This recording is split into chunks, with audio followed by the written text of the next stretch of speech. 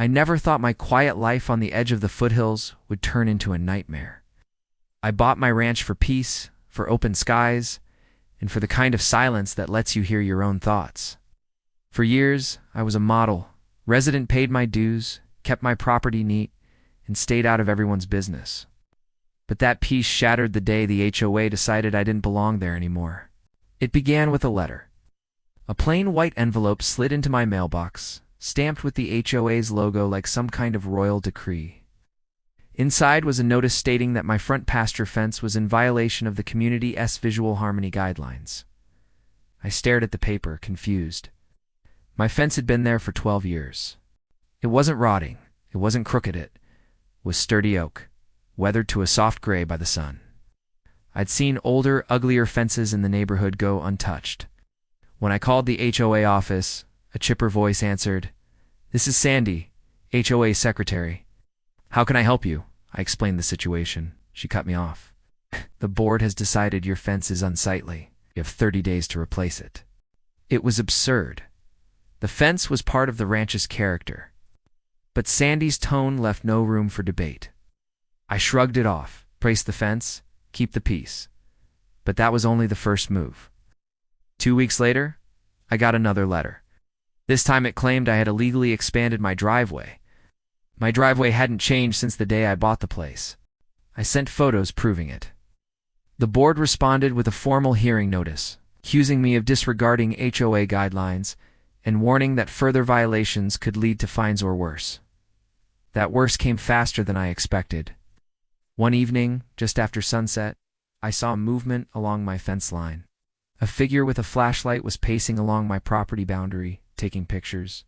When I stepped outside and called out, they bolted. I recognized the limp. It was Glenn, the HOA president. Glenn was a retired contractor with a beer belly, a permanent smirk, and a taste for power. He had run the board for over a decade, unopposed. Everyone said he could make or break your life in the neighborhood. Apparently, he had set his sights on me. The next morning, a certified letter arrived. According to the HOA, my property was not in compliance because of unauthorized livestock. I laughed out loud. The so-called livestock?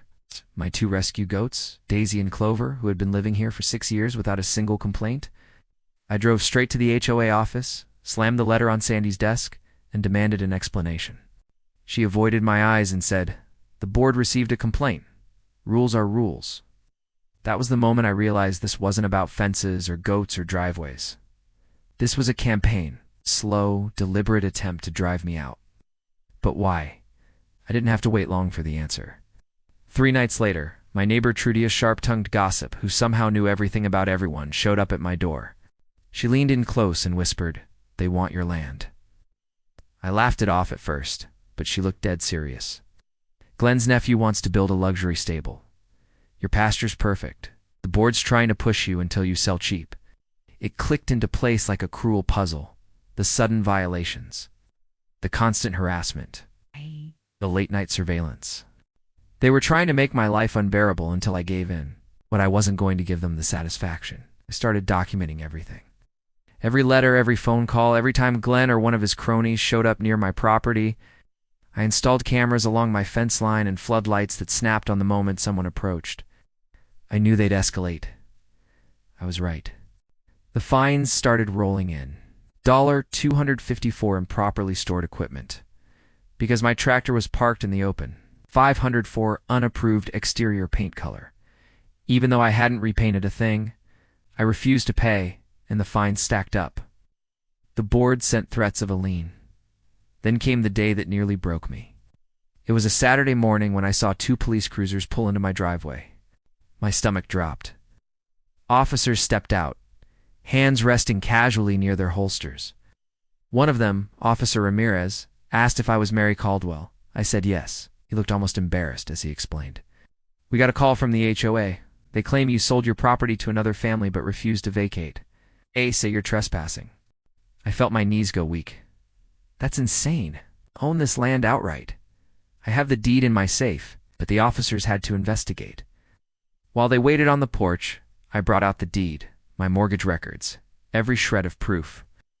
Ramirez flipped through them, nodded and muttered figures. "HOA drama. Sorry for the trouble, ma'am." When they left, I stood in my driveway shaking with rage. They had actually tried to have me removed from my own home. That was no longer harassment. That was war. From that day forward, I stopped playing defense. I dug into county records, found that Glenn had pushed through suspicious zoning changes over the years, always benefiting friends or relatives. I discovered the HOA had overcharged members for maintenance projects that never happened. The deeper I dug, the uglier it got. I wasn't alone. A quiet, soft-spoken man named Eli, who lived 3 houses down, knocked on my door one afternoon. He'd been watching my battle from a distance, but now he wanted in. He handed me a flash drive. "Board meeting recordings," he said. "You'll want to hear them." Late that night, I plugged it into my laptop. My blood boiled as I listened. Glenn and the other board members laughed about making life hell for me until I sold. They openly discussed how much the nephew's stable project would bring in. One voice even suggested calling Child Protective Services on me just to scare her more. By the time the next HOA meeting rolled around, I had a plan. I walked into the community center with Eli and 3 other neighbors, who quietly joined our cause. The room fell silent. Glenn smirked from his seat at the head table. "Miss Caldwell," he said, "do you have something to present before we address your fines?" I did. I pulled out a portable speaker and pressed play. Glenn's voice filled the room, dripping with arrogance, bragging about running me out and flipping my land for a profit. Gasps rippled through the crowd. Board members shifted uncomfortably, some paling. But I wasn't done. I passed out copies of financial records showing misappropriated HOA funds, tens of thousands gone without explanation. I handed the stack to a local reporter I'd invited who was already scribbling notes. The room exploded. Neighbors shouted questions. Board members scrambled to shut down the meeting.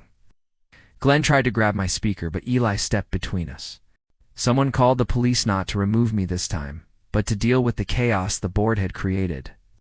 Within a week, Glenn resigned. 2 other members followed. A county investigation opened into the HOA's finances. And the nephew's luxury stable project, dead in the water, it wasn't over overnight. The HOA still existed, but a new reform-minded board took over and the harassment stopped cold. My fines vanished like smoke. The pasture stayed mine. Sometimes I still find myself looking out at the fence line at night, half expecting to see a flashlight beam creeping along the edge of my land. But all I see now is darkness, and all I hear is the soft bleat of my goats. The ranch is quiet again. But if the HOA ever comes for me a second time, I'll be ready.